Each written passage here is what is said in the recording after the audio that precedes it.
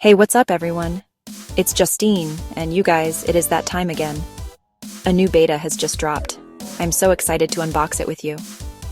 Today, we're looking at iOS 26 Beta 9, which also means iPad OS 26 Beta 9. Apple is getting so close to the final public release. Stability Polish Surprise features they've been hiding. It's like we're in the final stretch of a marathon, and we can almost see the finish line. Every little change at this stage is super important. Millions will be using this on their iPhones and iPads this fall. I literally just finished installing it on my secondary iPhone.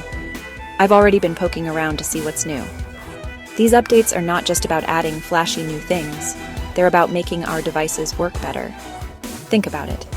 Our iPhones are with us all the time, so even a tiny improvement in battery life or a small bug fix in an app we use every day can make a huge difference.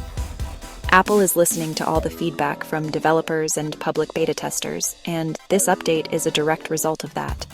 So in this walkthrough, we're going to cover everything. I'm talking about the cool new features that will change how you use your phone, the little bugs that have finally been squashed, thank goodness, and the issues that are still hanging around. I'll break it all down in super simple terms.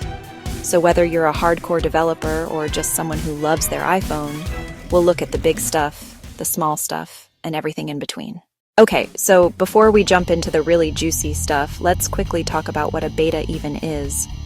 I get this question all the time. Think of it like a movie preview or a dress rehearsal for software.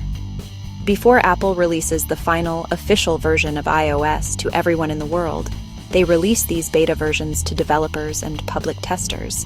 It's their way of letting people try it out early to find any problems or bugs. A bug is just a glitch or an error in the code that might cause an app to crash or a feature to not work correctly. It's a crucial part of the development process. Alpha, beta release, candidate, final release. So why does Apple do this? Well, imagine trying to test software on every single model of iPhone and iPad, with every possible combination of apps and settings. It's practically impossible for them to do it all by themselves. By releasing a beta, they get a ton of help from people like me and maybe even you. We install it on our devices and use it just like we normally would. When we find something that's broken or doesn't feel right, we can send feedback directly to Apple. This helps their engineers find and fix problems they might have missed. There are two main types of betas. You guys, this is probably one of the biggest and most exciting updates in Beta 9. Apple is finally expanding what the dynamic island can do, and it is a game changer for notifications. Before now, the island was amazing for live activities, timers, music, but now it's becoming truly interactive for incoming alerts. For example, when you get a new iMessage, the alert will appear in the dynamic island with a tiny reply icon. Tap and hold on it. Mini preview appears. Mini keyboard appears. Send a quick reply without leaving the app. This is something I have been waiting for. It makes multitasking feel so much more seamless and integrated. Imagine you're watching a YouTube video or scrolling through TikTok. A message from a friend pops up, reply from the dynamic island, and get back to what you were doing. This also works for other apps, like Mail. New Email lets you tap to archive, mark it as read instantly. It's all about taking action on notifications without interruption. Developers are getting new tools to hook their apps in. Expect Slack, WhatsApp, Twitter.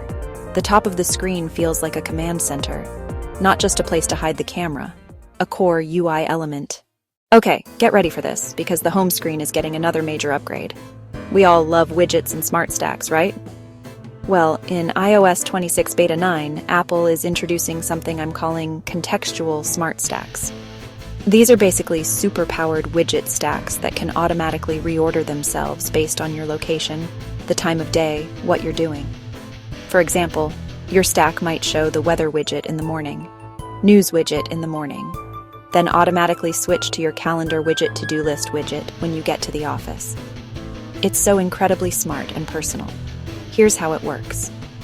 When you create or edit a smart stack, you'll now see a new smart ordering toggle.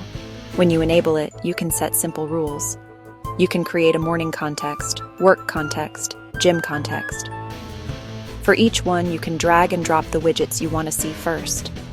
So, for my filming context, I have my clock widget, notes widget, photos widget. When I'm at my studio, the stack automatically shuffles to that order. It's like having multiple home screens that adapt to your day. This feature makes your iPhone more proactive and helpful. Instead of swiping through widgets, your iPhone anticipates what you need. This is the one you've all been waiting for. We've had edit in messages for a while, and undo send as well. Apple is taking it a step further in iOS 26 Beta 9 with a new feature called Recall Send. So what's the difference? Undo send gives you a 2-minute window to unsend a message. Recall send, however, lets you attempt to delete a message from the recipient's device even after that window has closed, as long as they haven't seen it yet. If the message has a delivered status but not a read status, you can long press and select Recall Send. It's a lifesaver when you send a message to the wrong person, or when you instantly regret what you said. When you use it, the message will disappear from the conversation on both ends. It's replaced by a small, discrete notification. This message was recalled by the sender. It only works if the other person is on iOS 26 or later. If they're on an older iOS, the message will remain on their device, and you'll get a notification that the recall was unsuccessful. So it's not foolproof, but it's a huge step forward. I tested this with my brother, and it works exactly as described. I sent him a message and immediately put my phone in airplane mode. On his end, he saw the message was delivered. Then, from my phone, I recalled it. The message vanished from his screen and was replaced by that little alert. Beyond the big headline features, Beta 9 brings some really nice refinements to the core apps we use every day. First up is Photos. Apple has introduced a new Shared Highlights feature within Shared Albums. Now, when you're in a shared album with family or friends, the app will automatically create beautiful, curated collections of the best photos and videos. It's similar to the For You tab. It intelligently groups photos from a specific event, like a vacation or a party. It can create a little movie or a collage. It makes collaborating on and enjoying shared memories more engaging and fun. Next, the Weather app gets a little smarter with more detailed air quality data. Previously, we had a single air quality index number. Now you can tap to see a breakdown of the primary pollutants in your area: PM 2.5, ozone, other pollutants. The map now has a pollutant forecast layer. You can see how air quality is expected to change over the next 24 hours. And in the Health app, there's a big improvement for medication tracking. You can now add as-needed medications without a strict schedule. Great for headache medicine. Allergy pills. Section 7, what's fixed? Squashing those annoying bugs. Let's talk about the best part of any late-stage beta: the bug fixes. Beta 8 had a few annoying issues, and Apple has squashed some of the big ones in Beta 9. The most significant fix for me was the battery drain issue when using CarPlay. A lot of users, myself included, noticed that their iPhone's battery would drain unusually fast when connected to CarPlay, even when it was charging. It was super frustrating. In my initial testing with Beta 9, this seems to be completely resolved. My phone now charges properly and the battery percentage actually goes up, not down. Another big one that's been fixed is a bug in the App Store where app updates would sometimes get stuck in a loop, constantly showing the update button even after the update was installed. You'd have to restart your phone to clear it. With Beta 9, this issue is gone. I updated about 20 apps this morning, and every single one updated smoothly, and the list cleared itself correctly. It's a quality of life improvement that makes managing your apps much less of a headache. For developers, a critical bug has been addressed in StoreKit.